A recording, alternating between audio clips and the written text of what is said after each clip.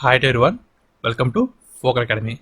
So in this video we are going to learn how to print list of numbers by using list compression.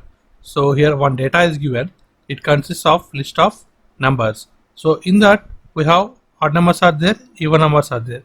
Only identify even numbers and then print that even numbers in the form of list. This is today our program. So first of all, create an object that is even list of. So in that empty list we are going to write for loop. So I for I in given data,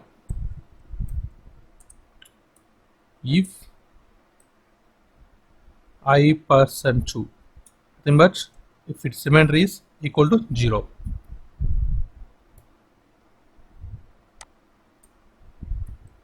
print even. Now run the code.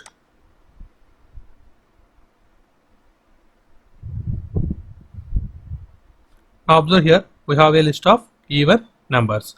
So in the data it consists of odd numbers, numbers are there. We pass the data by object I and checking the condition if I percentage equal to 0. Nothing but if the remainder is equal to 0, whenever divided with 2, that numbers are corrected into I and form a list. So that are stored in an even object. Now they were printed. So and this is the process of writing program. And thanks for watching. Please subscribe, like, share. Thanks.